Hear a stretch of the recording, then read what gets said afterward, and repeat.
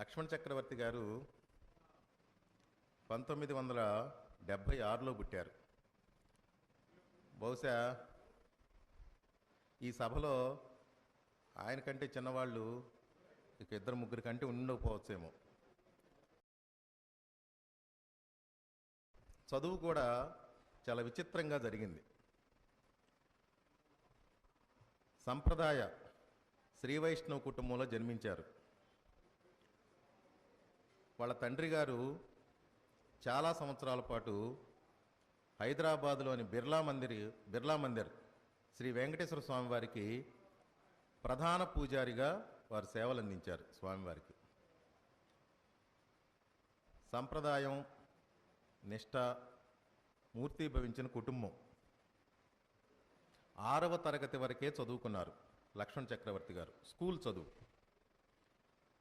6వ తరగతి తర్వాత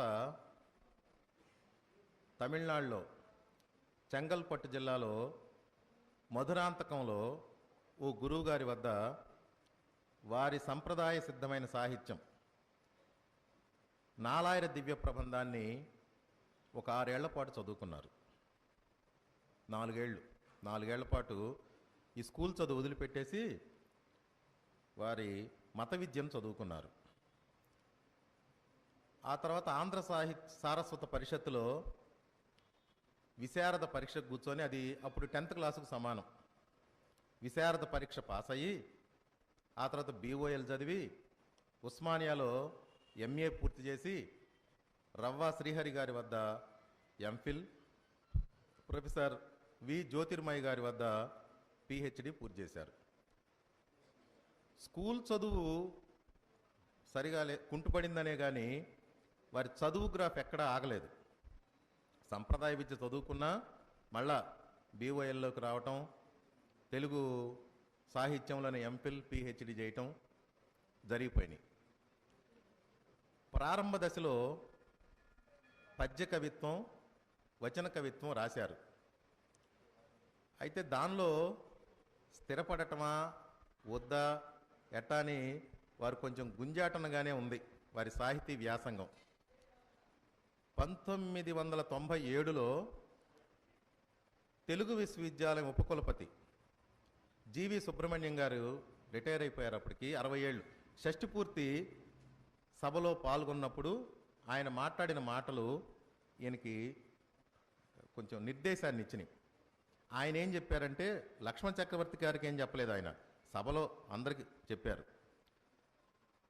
నేను కవిత్వం రాస్తున్న రోజుల్లో GV సుబ్రహ్మణ్యం గారు, కవిత్వం రాస్తున్న రోజుల్లో దివాకర్ల వెంకటావధాని గారు, దేవులపల్లి కృష్ణశాస్త్రి గారు, ఈ కవిత్వం ఇదంతా అందరు రాసేదనయా, నువ్వు విమర్శ వైపు ఆ సాహిత్యంలోని గుణదోషాలని వాళ్ళకే తెలియజెప్పే విమర్శ వైపు వెళ్ళు, అదే నీకు మంచిదని చెప్పారట. అట్లా ఆయన విమర్శ రంగంలోకి వచ్చారు. అప్పటిదాకా పద్య కవిత్వం, వచన కవిత్వం దీంతో ఊగిసలాడుతున్న లక్ష్మణ చక్రవర్తి గారు ఆ మాటలను ఒక మంత్రోపదేశంలాగా తీసుకొని తను కూడా విమర్శ, ఆధునిక విమర్శ క్షుణ్ణంగా చదువుకున్నారు. నొచ్చుకోకపోతే ఉంది చెప్పొచ్చా లక్ష్మణ్ గారు?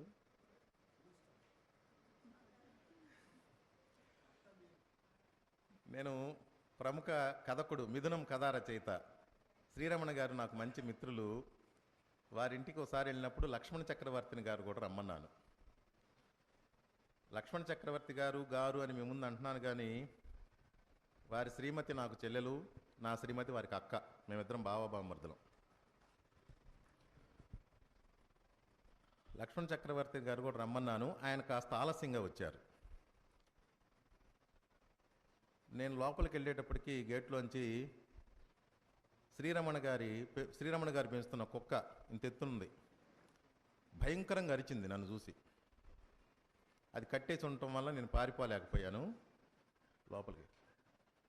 ఆ తర్వాత ఒక పావు గంటకో 10 నిమిషాలకో లక్ష్మణ గారు వచ్చారు.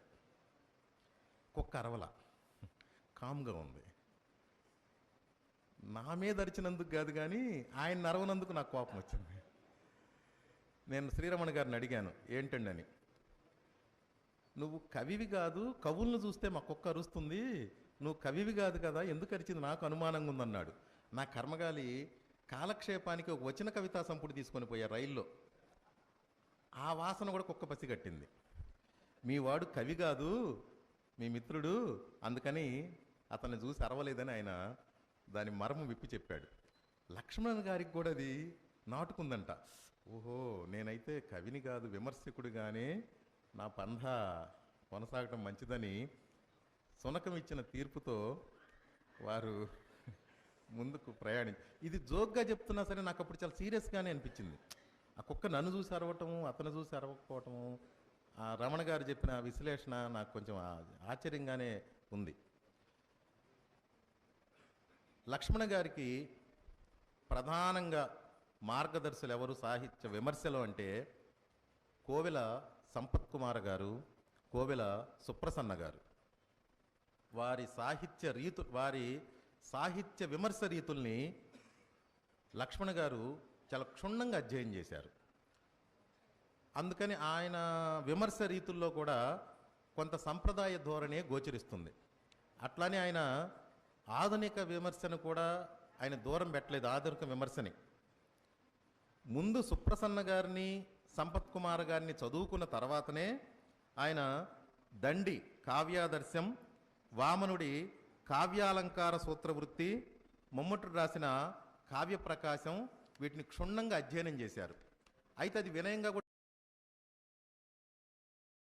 పిల్లలకి పాఠం చెప్పడం కోసం చదవటం మొదలుపెట్టి వాటిని సీరియస్గా అధ్యయనం చేశానని. ఆ తర్వాత ఆధునికులలో విశ్వనాథ్ సత్యనారాయణ వాళ్ళ విమర్శ రీతుల్ని బాగా అధ్యయనం చేశారు. ముందు తను విమర్శకుడు రంగం ఎంచుకున్న తర్వాత హడావిడికి ఏమి రాయటం మొదలు పెట్టలేదు. నేను ఈ రోజు నుంచి విమర్శకుడిని అని నిర్ణయించుకొని ఏదో ఒకటి రాయటం మొదలు పెట్టలేదు. ముందు చాలా చదువుకున్నాడు, సంప్రదాయ విమర్శ చదువుకున్నాడు.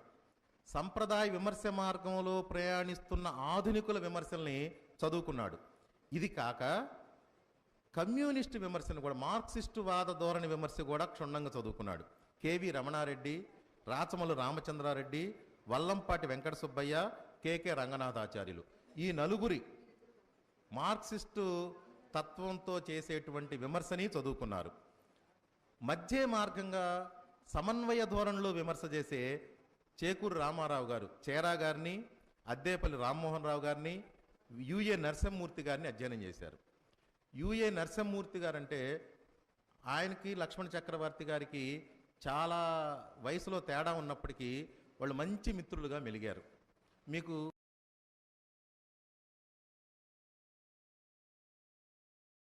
యుఏ నరసింహమూర్తి గారు, లక్ష్మణ గారు అట్టా ఉండేవాళ్ళు.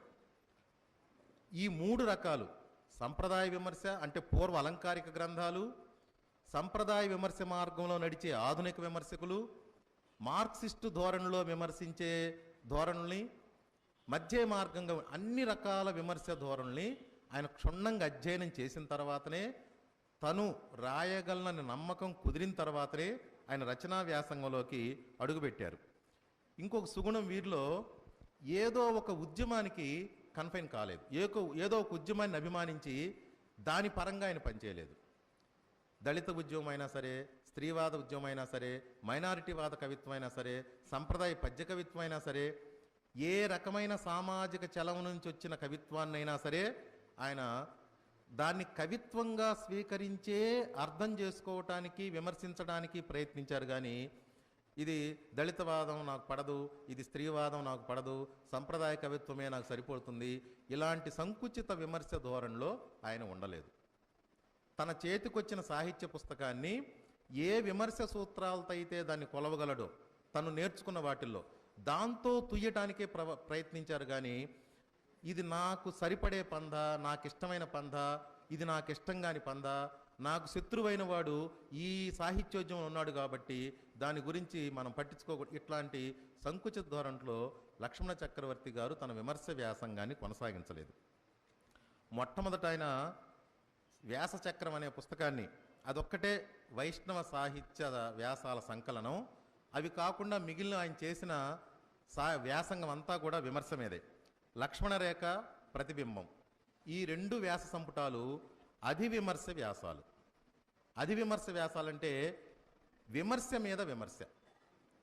సాహిత్య మర్మాలను విప్పి చెప్పేది విమర్శ అయితే, ఆ విమర్శ గురించి రాసే వాటిని అధివిమర్శ అంటారు.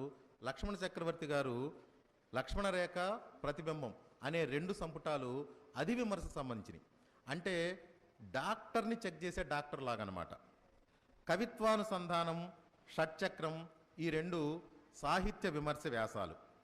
నవ్య సంప్రదాయ సాహిత్యం ఈయన వెలువరించిన మంచి గ్రంథాల్లో ఒకటి. అన్ని మంచి, వాటిల్లో ఇంకా మంచిదనమాట. తెలుగు అకాడమీ ప్రచురణ. ప్రాచీన సంప్రదాయానికి ఇప్పుడు నవ్య సంప్రదాయానికి పోలికలేంటి, తేడాలేంటి, రెండింటిని ఆయన నిష్పక్షపాతంగా బేరీ చేశాడు. ముందే చెప్పాను కదా, ఆయన ఒక ఉద్యమానికి కానీ ఒక సామాజిక చలనానికి కానీ కట్టుబడకుండా అన్నిటినీ సాహిత్యం అనే దృష్టితోనే చూడడానికి ప్రయత్నించాడు. ఈ నవ్య సాహిత్యవాద గ్రంథంలో ప్రాచీన సంప్రదాయ సాహిత్యానికి నవ్య సంప్రదాయ సాహిత్యానికి పోలికలేంటి, తేడాలేంటి ఆయన క్షుణ్ణంగా ఆయన పరిశీలించారు. ఆయన ఆంధ్ర విశ్వవిద్యాలయంలో 13 ఏళ్ళు పిహెచ్డి పూర్తయిన తర్వాత దోమల్గూడలో ఉండే ఆంధ్ర విశ్వవిద్యాలయంలో 13 ఏళ్ళు పనిచేశారు. అప్పుడు విమర్శకు సంబంధించిన వర్క్షాప్స్, సెమినార్స్ నిర్వహించారు. ఆ సెమినార్స్ పేపర్లన్నీ ఆయన పుస్తకాలుగా వెలువరించారు. ఆ తర్వాత నిజామాబాద్ డిచ్పల్లిలో ఉండే తెలంగాణ విశ్వవిద్యాలయంలో అసిస్టెంట్ ప్రొఫెసర్గా పనిచేసి ఇప్పటికి 12 ఏళ్ళు. ఈ 12 ఏళ్లలో ఆయన ముగ్గురికి తన ద్వారా, తన మార్గదర్శకత్వంలో ఆయన పిహెచ్డి ఇప్పించగలిగారు. వీరు చేసిన లక్ష్మణ చక్రవర్తి గారు చేసిన కృషిలో మకుటాయమానము, చిరస్థాయిగా నిలిచిపోయేది, రెఫరెన్స్ వర్క్గా ఉండేది ఏంటంటే తెలుగు విశ్వవిద్యాలయం ద్వారా ప్రచురించిన